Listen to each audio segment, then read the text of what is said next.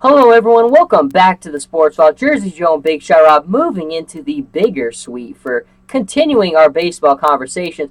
Really cool stuff. ESPN putting out the list of the top 10 at every position. We broke down the top 10 left-handed pitchers, right-handed pitchers. So we have to move into the positions. Now, Rob, we wanted to start with first base. So again, I will read you their list.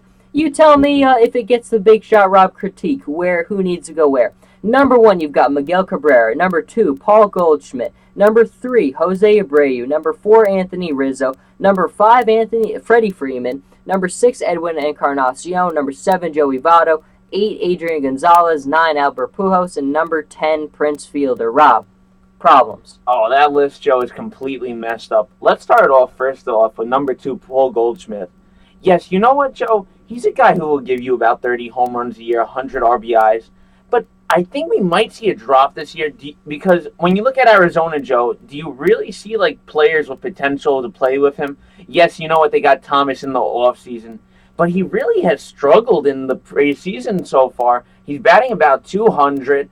Coaches really says he's not focused into the game.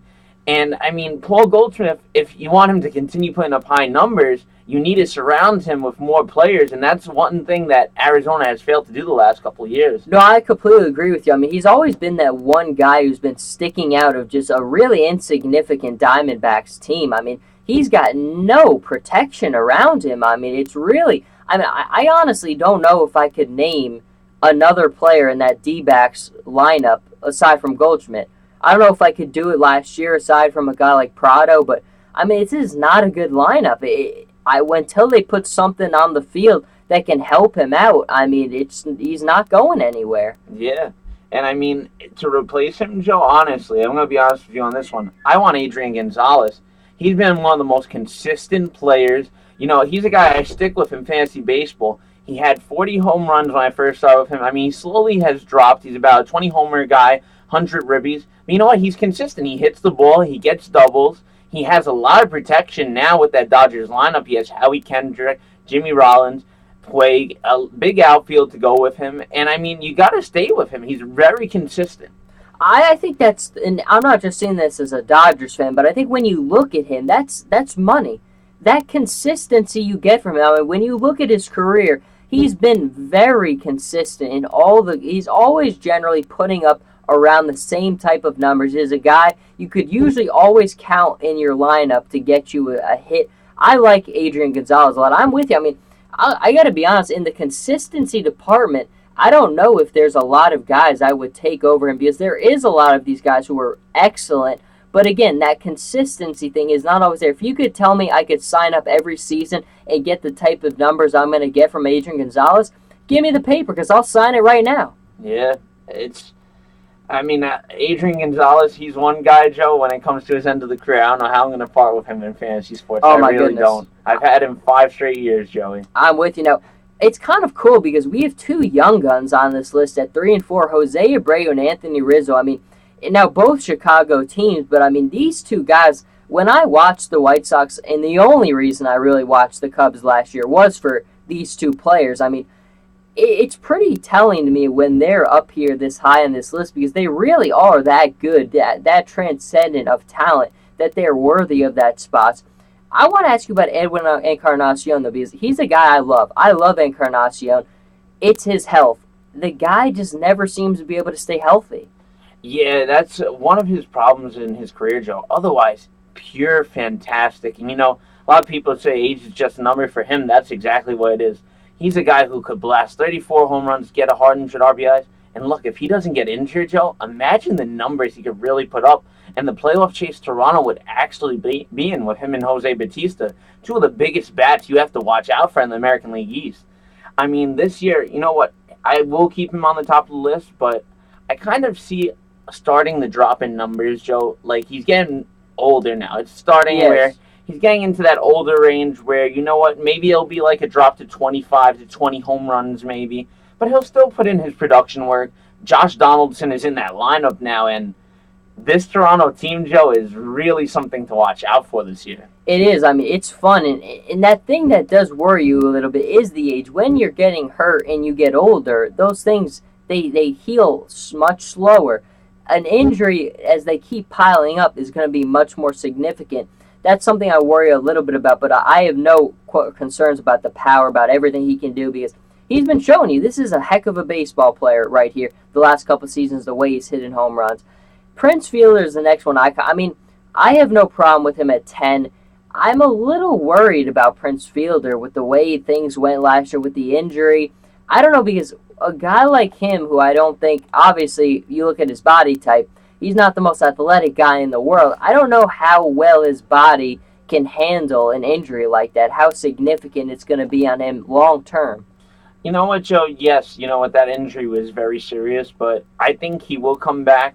Now, he's not going to be the productive Prince Fielder we've seen in the past, the guy who's hit 40 home runs, put up 110 ribbies. He's going to be the guy who, yet again, 25 home run range, maybe 90 RBIs, maybe less with the RBI category, because you look at Texas, they really fell apart after Nolan Ryan left that team. And once Nolan Ryan left, look where the team has gone. Pitching fell apart.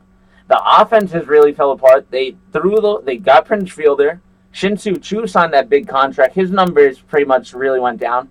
Elvis Andrus went into that big contract extension, and Elvis Andrus, I don't even know who he is in the MLB right now. He's like, oh, I'm going to have a great productive year this year. Okay, what happened the last 2 years? So, I mean, when you play in this league, you got to play consistently. And, I mean, for Prince Fielder, yes, he's still a great threat, but, I mean, does he have the weapons and the protection, as we've said with these last couple guys?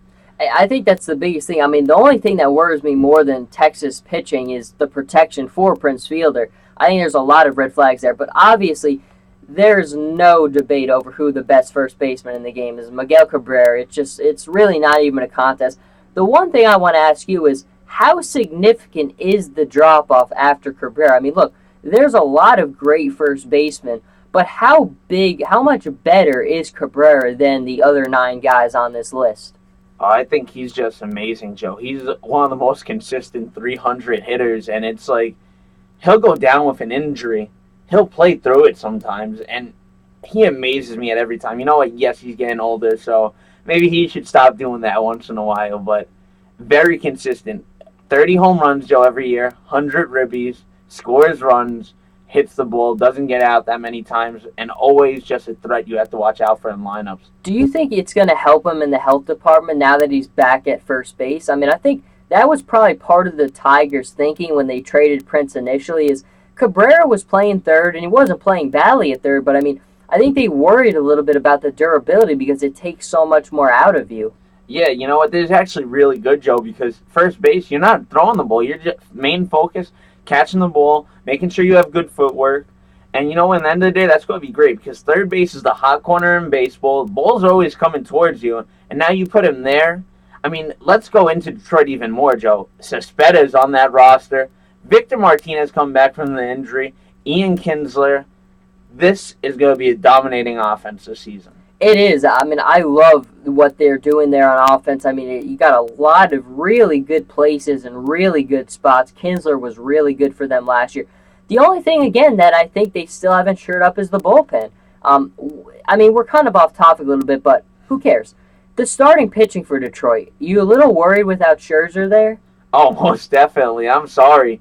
Once you go past David Price, that Verlander's pitching not himself anymore. You still think we're going to see that? Yeah. I mean, I'm blaming Kate Upton for this one, Joe. I think she ruined the guy. No, Verlander, Jim Leland abused his arm so bad that Justin Verlander is the guy who I sit there and watch now. I go, what happened?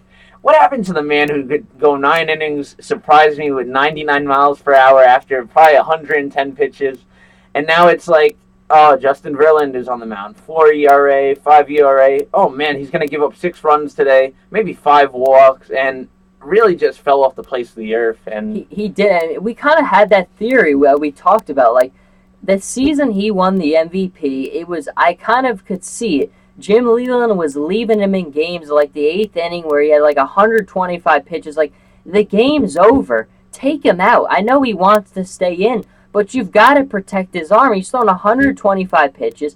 I mean, he just wore him down so much, and I think we're seeing now the long-term effect that it had. Now, I like Leland, but I mean, it just wasn't good decision making. It really wasn't. But that is going to start to wrap it up. We're going to segue back. I don't know where we're going. We could go left field, center field. We could go shortstop, third base. But stay right with us, and we will be right back.